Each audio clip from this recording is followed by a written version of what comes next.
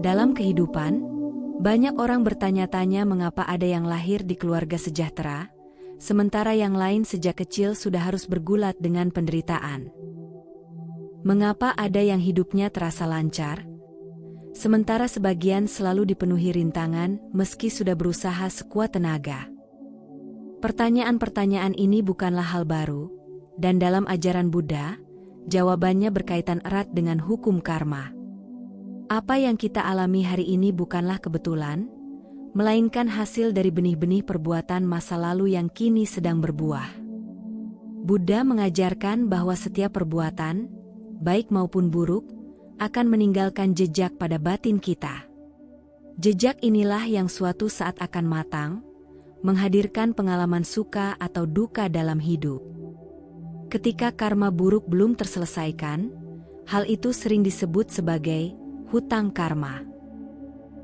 Seperti hutang duniawi yang harus dibayar, demikian pula karma buruk pasti menuntut balasan, entah dalam bentuk penderitaan, hambatan, atau kondisi hidup tertentu yang sulit dijelaskan dengan logika semata. Hutang karma bukanlah hukuman dari kekuatan gaib, melainkan konsekuensi alamiah dari hukum sebab akibat. Sama seperti benih cabai yang ditanam akan berbuah pedas, demikian pula perbuatan buruk akan melahirkan akibat yang menyakitkan. Menyadari hal ini sangat penting, sebab dengan pemahaman yang benar kita bisa berhenti menyalahkan nasib, orang lain, atau keadaan. Sebaliknya, kita belajar melihat bahwa segala sesuatu muncul dari sebab, dan kita memiliki kesempatan untuk menanam sebab-sebab baru yang lebih baik. Tema mengenai tanda-tanda seseorang memiliki hutang karma menjadi menarik untuk kita renungkan, karena seringkali gejalanya muncul dalam kehidupan sehari-hari tanpa kita sadari. Dari hubungan yang penuh konflik, penderitaan yang berulang, hingga hambatan yang sulit dijelaskan, semuanya bisa menjadi cermin dari jejak karma lampau. Dalam video ini, Rakit Tua akan mengenali tanda-tanda tersebut. Selain itu juga belajar bagaimana menghadapinya dengan kebijaksanaan, welas asih, dan tekad untuk tidak menambah hutang karma baru. Berikut beberapa tanda-tanda yang bisa dianggap sebagai indikasi seseorang sedang menanggung hutang karma, dan tanpa berlama-lama ayo langsung saja kita bahas. Pertama, mengalami pola penderitaan yang berulang. Salah satu tanda seseorang mungkin sedang menanggung hutang karma adalah pola penderitaan yang berulang. Ada orang yang meskipun sudah berusaha keras, selalu saja jatuh pada lubang yang sama, hubungan yang kandas, pengkhianatan yang datang silih berganti, atau kerugian usaha yang terus-menerus. Seakan-akan hidupnya berputar dalam lingkaran tanpa jalan keluar. Pola semacam ini bukanlah kebetulan belaka, melainkan cerminan adanya benih karma yang sedang matang dan menuntut untuk diselesaikan. Dalam ajaran Buddha, hidup kita bagaikan ladang. Apa yang kita tabur, cepat atau lambat akan tumbuh dan berbuah. Jika benih yang ditanam adalah keserakahan, kebencian, atau kegelapan batin, maka yang tumbuh adalah penderitaan. Pola penderitaan yang berulang sesungguhnya adalah panggilan agar kita menyadari adanya sebab di balik semua akibat itu. Selama kita tidak menyadari dan terus mengulangi pola lama, karma buruk akan terus menemukan jalan untuk menampakkan dirinya. Buddha pernah mengajarkan bahwa penderitaan tidak muncul tanpa sebab. Ia lahir dari rangkaian sebab yang kita bangun sendiri, baik di masa lampau maupun masa kini. Misalnya, seseorang yang dahulu sering mengkhianati, mungkin di kehidupan sekarang selalu dikhianati. Seseorang yang dahulu merugikan banyak orang, mungkin kini terus dirugikan. Hukum ini bekerja secara alami, tanpa campur tangan sosok yang menghukum ataupun memberi hadiah. Inilah yang disebut hukum sebab akibat. Namun, penting untuk dipahami bahwa penderitaan yang berulang tidak datang untuk menghancurkan kita, melainkan untuk membangunkan kesadaran. Ia seperti guru yang sabar, yang terus datang mengetuk pintu hati sampai kita benar-benar belajar. Jika kita mau merenung dan menyadari, kita bisa memutus lingkaran karma itu dengan mengubah cara berpikir, berucap, dan bertindak. Dengan melatih welas asih, kesabaran, dan kebijaksanaan, pola lama akan perlahan luluh, memberi ruang bagi pola baru yang lebih baik. Ibarat seseorang yang berkali-kali gagal mendayung melawan arus sungai, pola penderitaan berulang mengajarkan kita untuk berhenti melawan dengan cara lama, lalu belajar menemukan arah yang benar. Dengan menanam kebajikan, menjaga sila, dan melatih batin dalam meditasi, hutang karma lama bisa mulai terbayar, dan kita tidak lagi terjebak dalam lingkaran penderitaan. Inilah kebebasan sejati yang ditunjukkan oleh ajaran Buddha, bahwa penderitaan, seberat apapun, bisa diubah menjadi jalan menuju pencerahan. Kedua, terlahir dalam kondisi sulit. Salah satu tanda seseorang mungkin sedang menanggung hutang karma adalah ketika ia terlahir dalam kondisi sulit. Dalam pandangan Buddha, kelahiran tidak terjadi secara kebetulan atau sekadar pilihan acak, melainkan dipengaruhi oleh kekuatan karma yang telah tertanam dalam aliran batin. Seseorang yang terlahir dalam kemiskinan, cacat tubuh, sering sakit-sakitan, atau berada di lingkungan yang penuh penderitaan, sesungguhnya sedang memetik buah dari perbuatan masa lalunya. Ajaran ini tidak dimaksudkan untuk membuat kita pasrah atau merasa terhukum, melainkan untuk menumbuhkan pemahaman bahwa hidup ini adalah kelanjutan dari sebab-sebab yang pernah kita tanam. Apa yang kita alami sekarang adalah hasil dari pilihan dan tindakan yang pernah kita lakukan, baik di kehidupan ini maupun sebelumnya. Dengan menyadari hal ini, kita akan lebih bijak dalam menghadapi keadaan, tidak terus-menerus menyalahkan nasib atau membandingkan diri dengan orang lain. Buddha mengajarkan bahwa meskipun kita lahir dalam kondisi sulit, pintu kebebasan tetap terbuka. Justru di tengah penderitaanlah muncul kesempatan besar untuk melatih kesabaran, kerendahan hati, dan welas asih. Banyak kisah dalam sejarah menunjukkan bahwa mereka yang lahir dari kesusahan justru mampu membangkitkan kekuatan batin luar biasa, yang membawa mereka menuju pencerahan dan kebahagiaan sejati. Dengan kata lain, kondisi sulit bukanlah akhir, tetapi bisa menjadi jalan menuju pertumbuhan spiritual. Kita bisa membayangkan seorang tahanan yang dijebloskan ke dalam penjara. Penjara itu sempit, gelap, dan penuh penderitaan. Namun, penjara tersebut bukanlah hukuman abadi, melainkan tempat di mana ia menebus kesalahan masa lalu. Jika tahanan itu menyadari kesalahannya, ia akan memanfaatkan waktu di penjara untuk merenung, memperbaiki diri, dan bertekad tidak mengulangi kesalahan yang sama. Demikian pula dengan kita. Kelahiran dalam kondisi sulit adalah penjara karma, sementara, yang memberi kita kesempatan untuk belajar, menebus, dan memutus rantai karma lama. Perumpamaan sederhana bisa menggambarkannya demikian. Seorang murid yang dahulu sering malas belajar, ketika ujian datang ia harus menanggung akibatnya dengan nilai yang buruk. Nilai itu bukanlah kebetulan, melainkan buah dari kelalaiannya sendiri. Tetapi jika murid itu menyadari kesalahannya, ia bisa mulai rajin belajar, memperbaiki cara belajarnya, dan di ujian berikutnya ia akan memperoleh hasil yang lebih baik. Begitulah hukum karma bekerja. Kondisi sulit yang kita alami bukan untuk selamanya, tetapi menjadi panggilan agar kita mulai menanam benih baru yang lebih baik.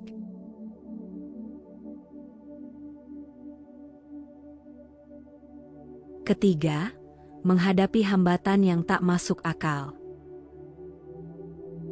Ada kalanya dalam hidup, seseorang merasa sudah berusaha sebaik mungkin, namun tetap saja menghadapi hambatan yang tak masuk akal. Misalnya, seseorang yang tekun bekerja justru sering kehilangan pekerjaannya, atau seorang yang rajin berusaha selalu menemui jalan buntu tanpa alasan yang jelas.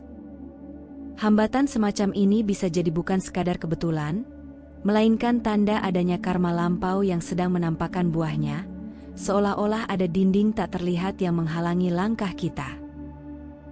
Dalam ajaran Buddha, setiap akibat pasti memiliki sebab. Hambatan yang muncul berulang kali dapat menjadi cerminan bahwa di masa lalu, baik dalam kehidupan sekarang maupun sebelumnya, kita pernah menciptakan penghalang bagi orang lain, menghalangi rejeki, merusak usaha orang, atau memutus jalan kebahagiaan orang lain. Kini, akibat itu kembali kepada kita dalam bentuk jalan hidup yang terasa selalu tertutup. Inilah hukum Kamawipaka, di mana setiap tindakan pasti memiliki buah sesuai dengan sifatnya. Namun, hambatan bukanlah kutukan. Ia justru merupakan kesempatan bagi kita untuk merenung lebih dalam. Apakah kita sedang mengulangi pola yang sama dari masa lalu? Hambatan bisa menjadi pintu kesadaran, mengingatkan bahwa mungkin kita perlu mengubah arah, memperbaiki niat, atau menanam benih kebajikan yang lebih murni. Buddha mengajarkan bahwa dengan mengembangkan kusala kamma, perbuatan baik, kita bisa melembutkan, bahkan melampaui buah karma lama yang menghalangi perjalanan hidup kita. Perumpamaan yang sederhana bisa menjelaskan ini. Bayangkan seseorang yang ingin berjalan menembus hutan, namun terus terhalang oleh duri dan semak belukar.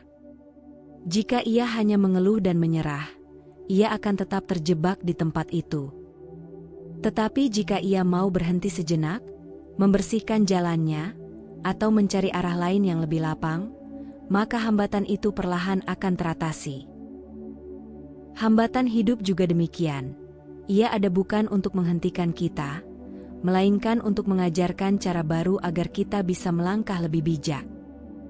Dengan demikian, menghadapi hambatan yang terasa tak masuk akal sebenarnya adalah undangan untuk menumbuhkan kesabaran, ketabahan, dan kebijaksanaan. Alih-alih putus asa atau marah, kita dapat menjadikannya sebagai latihan spiritual yang berharga. Hambatan bukanlah akhir dari perjalanan, melainkan bagian dari jalan itu sendiri. Dengan menanam kebajikan, menjaga sila, dan melatih batin, jalan yang tadinya terasa tertutup perlahan akan terbuka, dan kita bisa berjalan menuju kebebasan sejati sebagaimana yang ditunjukkan dalam ajaran Buddha.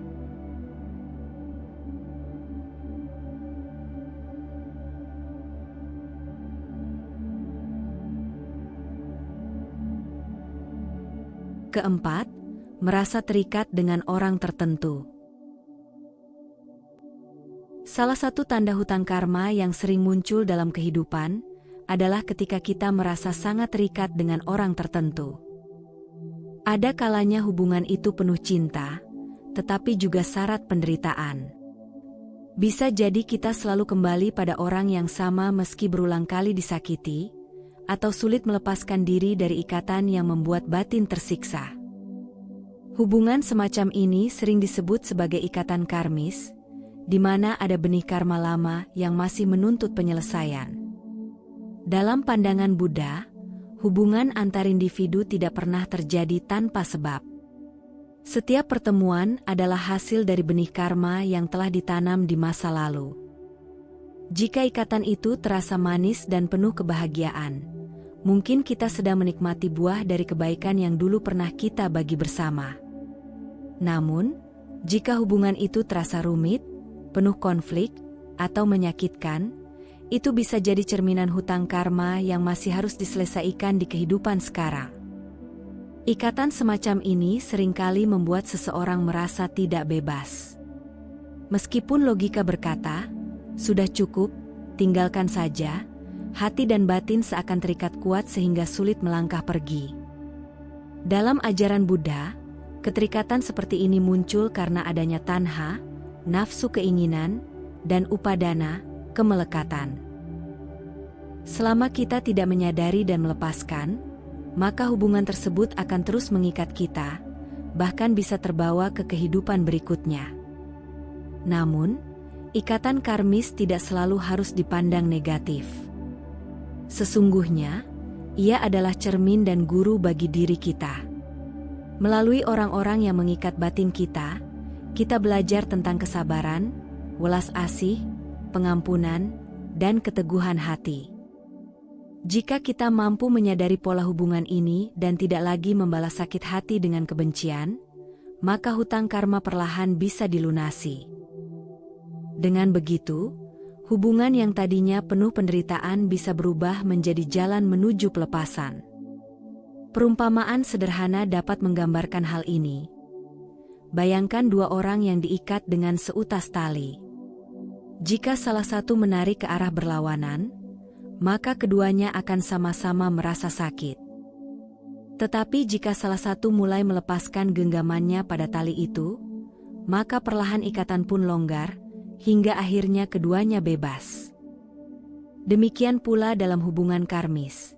Selama kita terus menggenggam dengan nafsu, kebencian, atau dendam, kita akan tetap terikat. Tetapi jika kita belajar melepaskan dengan welas asih, maka ikatan itu akan terurai, meninggalkan kebebasan dan kedamaian.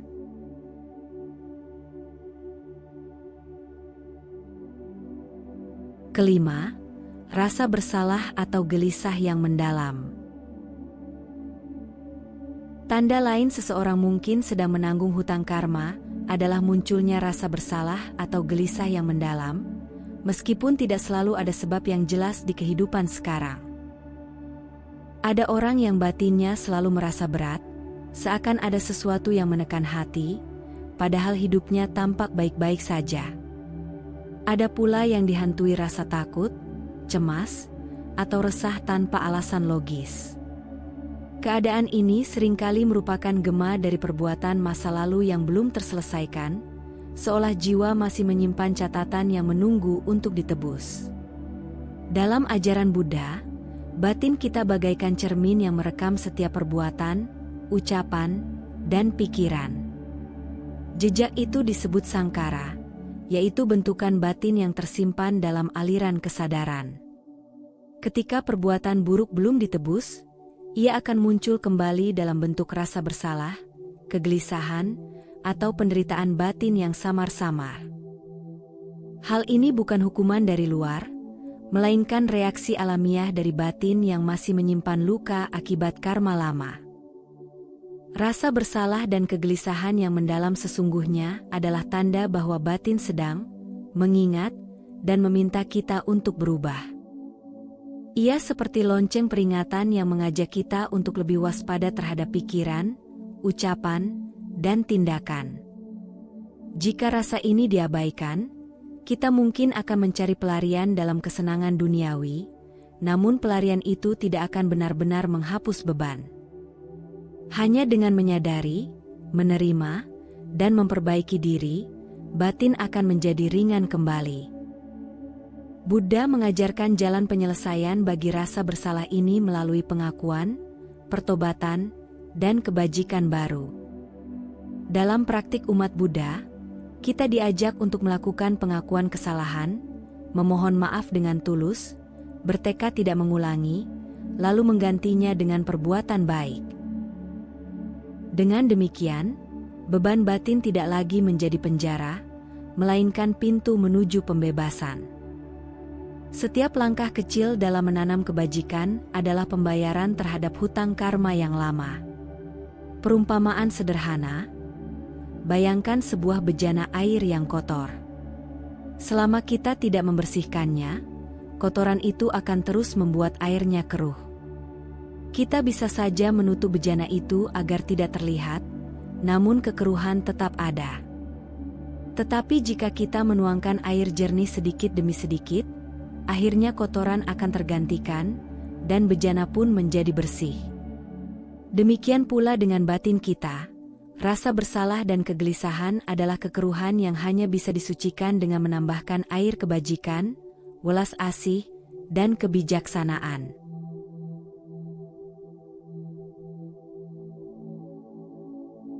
Keenam, mengalami balasan cepat dari perbuatan buruk. Ada kalanya seseorang melakukan kesalahan, lalu tak lama setelah itu ia langsung merasakan akibatnya. Misalnya, berkata kasar lalu segera dimusuhi, menipu lalu segera ditipu kembali, atau menyakiti lalu segera disakiti. Inilah yang disebut sebagai balasan cepat dari perbuatan buruk. Tidak semua karma berbuah secepat itu. Namun ketika buahnya datang dengan segera, itu dapat menjadi tanda bahwa hutang karma sedang ditagih tanpa menunggu waktu lama. Dalam ajaran Buddha, hal ini disebut karma yang berbuah di kehidupan sekarang juga. Perumpamaan yang sering dipakai adalah seperti biji sesawi, kecil, tetapi cepat tumbuh bila ditanam di tanah subur. Demikian pula perbuatan buruk yang kuat, jelas, dan langsung mengenai orang lain, seringkali cepat menampakkan akibatnya. Bagi yang menyadari, hal ini sebenarnya sebuah berkah tersembunyi, karena kita bisa segera belajar dari akibat perbuatan kita tanpa harus menunggu kehidupan berikutnya. Balasan cepat ini ibarat cermin yang tidak menunda pantulannya. Ketika kita berbuat buruk, kita langsung melihat bayangan diri kita yang sebenarnya. Jika kita cukup jujur untuk bercermin, kita akan segera menyadari kesalahan dan memperbaikinya. Tetapi jika kita menutup mata dan enggan menerima pantulan itu, kita akan terus terjebak dalam lingkaran penderitaan. Disinilah pentingnya kesadaran, agar setiap akibat yang kita alami menjadi bahan pembelajaran, bukan sekadar luka. Buddha tidak pernah mengajarkan karma sebagai hukuman, melainkan sebagai guru yang penuh kasih. Ketika karma buruk berbuah cepat, itu bukan tanda bahwa alam semesta membenci kita, melainkan kesempatan untuk segera mengubah arah hidup. Balasan yang cepat justru menolong kita agar tidak menumpuk hutang lebih banyak, karena pelajaran sudah datang sekarang. Dengan menanam kebajikan, menjaga sila, dan melatih kebijaksanaan, kita bisa mengubah pengalaman pahit menjadi titik balik menuju kehidupan yang lebih baik. Perumpamaan sederhana. Bayangkan seorang anak kecil yang menyentuh api lilin. Seketika ia merasa panas dan menarik tangannya. Rasa sakit itu bukanlah hukuman, melainkan pelajaran langsung agar ia tidak mengulanginya lagi. Demikian pula dengan balasan cepat dari karma buruk. Meski terasa pedih, sebenarnya ia adalah cara alam untuk melindungi kita dari kebiasaan yang lebih berbahaya. Jika kita mampu melihatnya dengan kebijaksanaan, setiap luka bisa menjadi cahaya yang membimbing kita menuju jalan pembebasan. Pada akhirnya, mengenali tanda-tanda adanya hutang karma bukanlah untuk menakut-nakuti diri kita, melainkan untuk menumbuhkan kesadaran. Hidup penuh dengan sebab dan akibat. Apapun yang kita alami adalah cermin dari benih yang pernah kita tanam. Kesadaran ini mengajarkan kita untuk lebih hati-hati dalam pikiran, ucapan, dan perbuatan, karena setiap hal kecil yang kita lakukan sesungguhnya sedang membentuk masa depan kita sendiri. Solusi utama untuk melunasi hutang karma adalah dengan menanam kebajikan baru. Setiap tindakan penuh cinta kasih, setiap ucapan yang jujur, dan setiap pikiran yang dipenuhi ulas asih akan menjadi benih baik yang melunakkan buah karma lama. Bahkan dalam sutta, Buddha menegaskan bahwa setetes air kebajikan yang ditanam berulang-ulang mampu membersihkan bejana batin yang keruh oleh perbuatan lampau. Dengan kata lain, kita selalu memiliki kesempatan untuk mengubah arah hidup. Selain berbuat baik, kita juga diajarkan untuk menerima dengan lapang dada setiap akibat yang datang. Penderitaan yang hadir tidak perlu dipandang sebagai kutukan, melainkan kesempatan untuk belajar dan menebus. Dengan kesabaran dan kebijaksanaan, kita bisa mengubah penderitaan menjadi kekuatan. Semakin kita mampu menerima dengan ikhlas, semakin ringan pula hutang karma itu terasa. Latihan batin melalui meditasi juga menjadi kunci penting.